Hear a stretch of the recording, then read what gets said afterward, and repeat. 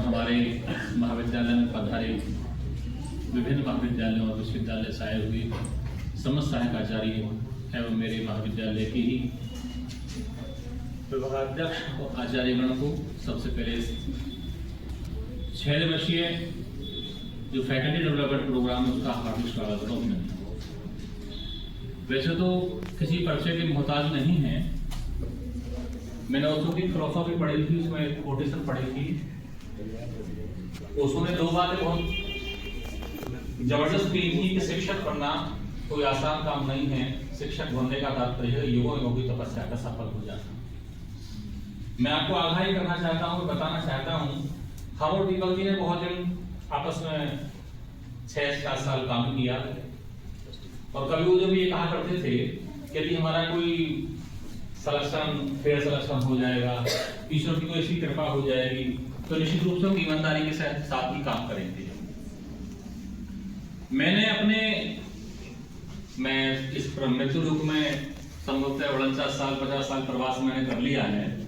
मैंने बहुत कम लोगों से प्रभावित, लेकिन उनमें से एक ऐसे दीपक शर्मा जी जो नियमित रूप से उस समय भी जब हम पढ़ा करते थे तो हमें भी इनको प्रेरणा मिलती थी, हमें प्रेरणा मिलती थी। नियमित स्वाध्याय आस्तिक दर्शन यानी जो षड दर्शन है, सांख्य योग न्याय वैशेषिक मीमांसा वेदांत और नास्तिक दर्शन, इसमें बौद्ध जैन और चार्वाक आते हैं।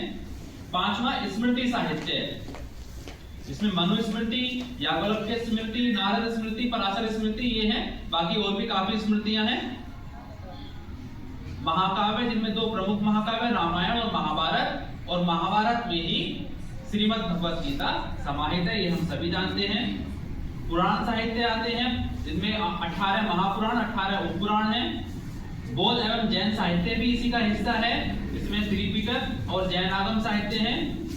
अनुप्रयुक्त ज्ञान ग्रंथ यानी एप्लाइड में सर्वोच्च स्थान दिया गया है। इसको संपूर्ण भारतीय ज्ञान परंपरा का निचोड़ कहा गया है। उसका सर की बात कर लेते हैं तो ये महाभारत का एक अत्यंत महत्वपूर्ण दार्शनिक आध्यात्मिक ग्रंथ है, और जैसा कि अभी बात की कि भीष्म पर्व में ये समाहित है।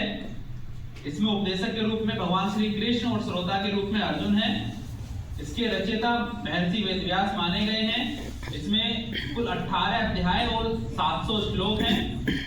गीता का मूल विषय है कर्मयोग, ज्ञान योग और भक्ति योग का समन्वय। और इसका जो संदेश है, जो केंद्रीय संदेश है, वह है निष्काम भाव से कर्तव्य पालन। और गीता को, जैसा कि मैंने बताया, भारतीय दर्शन का सार कहा जाता है। अब जो श्रीमद् भगवत गीता की जो महिमा है वो अलग अलग महान विभूतियों ने अपने शब्दों में किस प्रकार से व्याख्यायित की है, हम उसके संबंध में कुछ कथनों को यहाँ आपके समक्ष में रखने का प्रयास करूंगा। इनमें सबसे पहले महात्मा गांधी जी, जो एक्चुअल में गीता को गीता माता कहते थे, और वो कहते थे कि जब भी मुझे कोई समस्या आती है तो मैं अपनी गीता माता के पास जाता हूँ। तो उन्होंने कहा है कि जब भी मुझे जीवन में कोई कठिनाई आती है मैं गीता का आश्रय लेता हूँ और उसमें समाधान पा लेता हूँ। सर्वपल्ली राधाकृष्ण ने कहा, गीता केवल एक धार्मिक ग्रंथ नहीं बल्कि मानव जीवन का व्यवहारिक दर्शन है। स्वामी विवेकानंद ने कहा कि गीता मानव को आत्मविश्वास, साहस और कर्मशीलता की प्रेरणा देती है। अब्दुल कलाम साहब ने कहा, गीता का कर्मयोग युवा पीढ़ी के लिए सफलता का सबसे बड़ा मंत्र है। तो कर्म योग, देखिए वैसे तो वह ज्ञान योग, कर्म योग, भक्ति योग सबके समन्वय की बात करती है, लेकिन जैसा कि हम सभी जानते हैं उस पर हम ध्यान दें तो एक श्लोक भी आपके जीवन की नैया पार लगा सकता है। तो पढ़ने का नहीं, जीने का ग्रंथ है। शिक्षक के लिए यह कर्तव्य और नेतृत्व की प्रेरणा है। शिक्षक को उसका कर्तव्य का रास्ता दिखाता है, नेतृत्व की प्रेरणा देता है। विद्यार्थी के लिए आत्मविश्वास और चरित्र निर्माण का आधार है। और आज की शिक्षा में गीता का यदि समावेश हो जाए तो डिग्रीधारी नहीं, हमें चरित्रधारी नागरिक। एक श्लोक है गीता में जिसका सार है, मनुष्य को चाहिए कि स्वयं अपने द्वारा अपना उद्धार करे। मनुष्य को चाहिए कि वह स्वयं अपने द्वारा अपना उद्धार करे और स्वयं को पतन की ओर न ले जाए, क्योंकि मनुष्य स्वयं ही अपना मित्र है और स्वयं ही अपना शत्रु भी। तो तो गीता का चौथा संदेश है मनुष्य स्वयं अपना उद्धार कर सकता है। तो ये संदेश है और इसी के साथ शिक्षक और विद्यार्थी दोनों को चाहिए कि वे गीता के इस अमूल्य संदेश को जीवन में उतारे और अपनी आत्मा का उद्धार कर मार्ग की ओर अग्रसर हो। धन्यवाद। 700 श्लोक में एक श्लोक धृतराष्ट्र ने पूछा है, 40 संजय ने उसमें कुछ श्लोक पूछे हैं और 84 या 85 उसमें अर्जुन ने हैं और बाकी सब मेरे परमपिता परमेश्वर भगवत श्री कृष्ण ने जो है उसमें के 700 श्लोकों का ये वर्णन है और उसमें ज्ञान भक्ति और कर्म तीनों का इसमें सार दे रखा है। सारी बातें जो कैसे विद्या, लेकिन मुझे 2 चीज उसमें सीखने को मिली। इसमें क्रांति और शांति विशेष रूप से सीखने को मिलता है।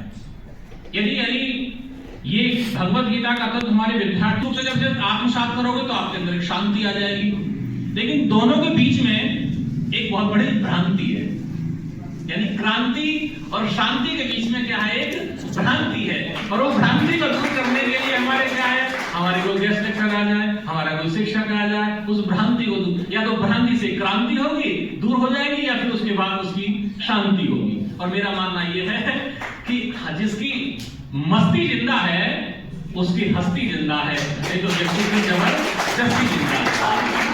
वास्तव में इसकी मस्ती जिंदा है और ये भगवत गीता है, हमारा जो शान है वास्तव में ये मस्त करता है। अभी कह रहे चिंता मत कर तू जो है, और हमारे कहते कर्म ने लोग माकर तुम आप मेरी मानस कहते हैं। लेकिन मैं थोड़ा सा संक्षिप्त इसमें ये कर दूं कि आप कहते हैं कि जो है ये जीने का ग्रंथ है, तो मानस आनंद धर्म पर कथा चल रही है, उसका अंतिम दिवस है, कल मैं जाऊंगा वहां। उसमें ये कहा गया था, मेरे बापू की कोटेशन बता रहा हूं मैं आपको, मुरारी बापू की, कि सनातन धर्म को 2 ग्रंथ मिले, एक जीवन जीने के लिए, एक जीवन को पूर्ण करने के लिए। और मैं अभी सबसे जब मुस्कुराहट कर रहे थे, मैंने कह रहा था कि मुस्कुराहट के बाद भी परिचय होता है तो आध्यात्मिक होता है, परिचय के बाद भी मुस्कुराहट होती है तो सामान्यीकरण होता है, लेकिन मुस्कुराहट के बाद भी परिचय होता है एक आध्यात्मिक जगत की शैली है। इसलिए आपका मुस्कुराहट के बाद परिचय होगा एक आध्यात्मिक शैली है। तो कुल मिला के बात यह है, तो मेरे भगवत गीता में वो सनातन धर्म के बापू ये कह रहे थे कि जीवन जीने की जो कला है वो हमारी मानस या रामायण से करते हैं। अभिवादन। आज बड़े हर्ष का विषय है कि इस संकाय संवर्धन कार्यक्रम में मैं और मेरे मित्र जो विभाग में भी हम दोनों शिक्षक साथी हैं, डॉक्टर प्रवीण कटारिया जी और मैं डॉक्टर योगेश कुमार उपस्थित हुए। कुछ कार्यक्रम ऐसे होते हैं कि जो अपने आप में छाप छोड़ देते हैं, कुछ कार्यक्रम नहीं छोड़ पाते, उनके पीछे भी कुछ कारण होते हैं। इस बात का हमें विश्लेषण कर लेना चाहिए। जिस समय मैं और कटारिया जी यहाँ आए, कारण कटारिया जी ने आपको बता ही दिया कि हमारे यहाँ व्यस्तता थी, एक कार्यक्रम चल रहा था वाइवा का, हमने प्रवेश किया और शर्मा जी गीता के ऊपर अपना उद्बोधन दे रहे थे। वो उद्बोधन जैसे ही उस गेट से हमने प्रवेश किया तो मुझे स्वयं को लगा कि बहुत अच्छा कार्यक्रम हमारे से छूट गया है, और ये सौभाग्य भी रहा कि उसका कुछ हिस्सा हमने सुन लिया। और जिन बातों को शर्मा जी बता रहे थे कि शिक्षक के क्या गुण हैं, विद्यार्थी के क्या गुण हैं, मैं समझता हूं कि उन बातों को हमें बड़े ध्यान से ग्रहण करना चाहिए। Today's chief guest, IPSC coordinator and program coordinator Dr. Rasmi Gupta, coming guest, faculty members and participants, very good afternoon. मुझे लग रहा आ रही है आवाज़, आप कंफर्टेबल? यस।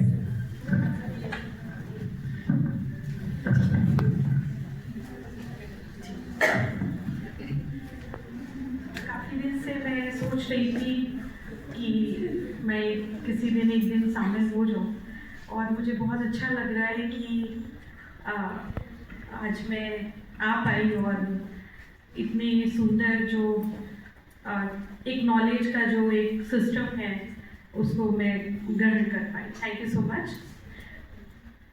जैसे कि हम बचपन से ही हम देखते हैं कि गीता किसी ना किसी रूप में हम लोगों के जीवन में आ जाती है। मुझे लगता है कि हर बच्चे के गर्भ से ही उसको गीता कहीं ना कहीं उसके कान में मिल ही जाती है, उसके जीवन में कहीं ना कहीं उसका प्रवेश हो जाता है।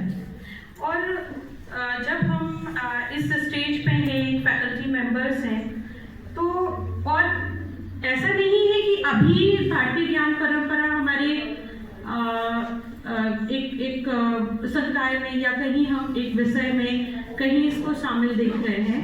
हमेशा से जब हम बच्चे थे तब से हम देखते हैं कि गीता के किसी न किसी अध्याय के श्लोक हम उनको पढ़ते थे और उसका अर्थ बहुत अच्छे से समझ नहीं पाते थे, लेकिन आज वो अर्थ हम लोग देख रहे हैं कि हमारे मतलब हम उसको फिर से एक बार मनन कर रहे हैं और वो हम देख रहे हैं कि अब हम उसका अर्थ समझ करके हमें लग रहा है कि हम लाइफ में ला पा रहे हैं। अब जब हम गीता की बात करते हैं तो हमेशा एक चीज उसके साथ एसोसिएटेड होती है जो सबसे इम्पोर्टेंट मुझे लगती है, वो कर्म है। और जब हम कर्म की बात करते हैं तो हम ये देखते हैं कि भारतीय ज्ञान परंपरा में जो ज्ञान लेने की परंपरा थी वो गुरुकुल से शुरू होती थी और आश्रम व्यवस्था में जीवन को हम 100 साल का मानते थे। मुझे लगता है ये सारी बातें हो गई होंगी, लेकिन फिर भी मेरा मन कर रहा है कि इस पर थोड़ी बात की जाए, क्योंकि मैंने सर को देखा कि हमारी ज्ञान परंपरा के साथ सर ने पश्चिम की ज्ञान परंपरा को भी प्रिंसिपल सर ने बहुत सुंदर ढंग से उसका हम लोगों को उसके बारे में बताया। तो उससे पहले गेस्ट आई एम सॉरी मैं नहीं सुन पाई, तो मुझे लगता है सारी बातें हो चुकी हैं। तो जब 100 साल का जीवन होता था तो 25 साल सिर्फ सीखने में होते थे, और अगर हम आश्रम व्यवस्था में सीखने की बात कर रहे हैं 25 साल की उस व्यवस्था में जिसको हम ब्रह्मचर्य कहते थे, तो हम दोनों को देखें। अगर गीता में कृष्ण को एसोसिएट करते हैं गुरु सांदीपनी के साथ, उनके आश्रम में जाके सीख रहे हैं, और अर्जुन को हम देखते हैं कि गुरु द्रोणाचार्य के साथ सीख रहे हैं। और जो सीखने का जो सिस्टम था वो कर्म के साथ, हर एक मिनट कर्म के साथ जुड़ा होता था। आप राज परिवार से आए हैं, लेकिन आपको वहां बहुत साधारण मनुष्य की क्या समस्याएं होंगी, क्योंकि आपको सामाजिक जीवन में उन्हीं लोगों के लिए काम करना है जाकर के, क्योंकि आप एक एडमिनिस्ट्रेटर जैसे एक I am former faculty member of this college in the session 2015 to 16. I taught here for 1 year, and now I returned back after 10 years. I am feeling so blessed and so happy, and I'm so happy to find such an honor and welcome in this college, because many people are known to me, like Amit sir, Sashi ma'am, and Devanand sir, and I am active on social media. And when I got the college is progressing, because NET A++ grade is one of the best college of this area. मेरे सारे brothers और धार्मिक विचार भाव ऐसे सकल जग है निज परिवार, निस्वार्थ परमार्थ भाव है हमारे संस्कार, निस्वार्थ परमार्थ भाव है हमारे संस्कार, सनातन भारतीय संस्कृति के हैं यही विचार। वंदे मातरम।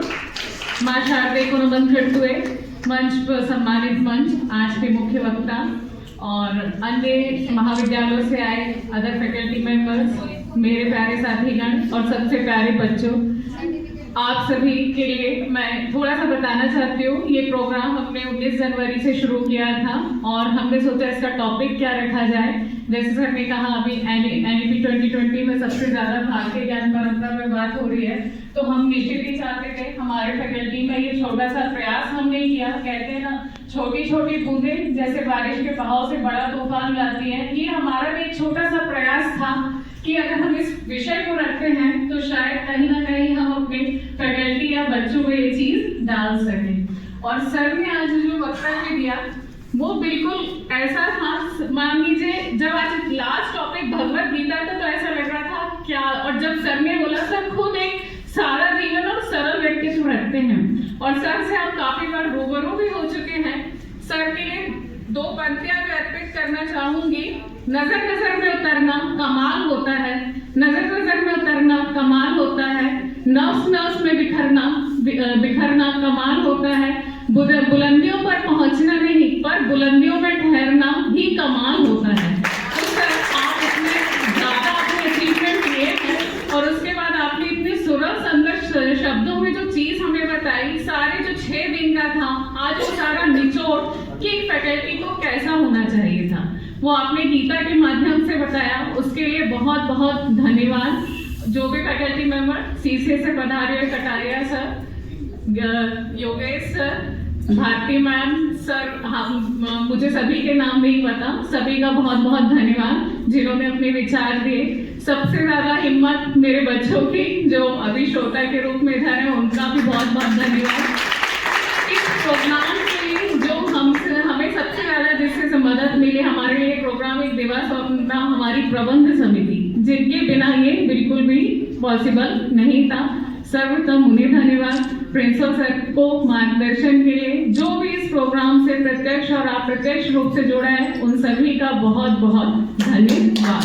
हमारी टेक्निकल टीम, हमारे चतुर्वर्ग कर्मचारी, हमारे छात्र, आप सभी का बहुत बहुत हृदय से धन्यवाद, कोटि कोटि नमन प्रणाम।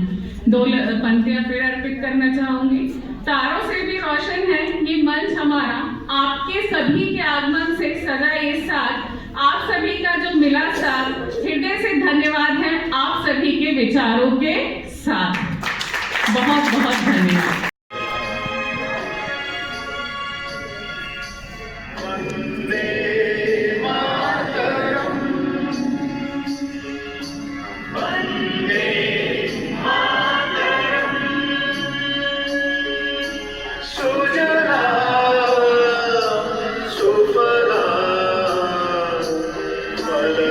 जैसी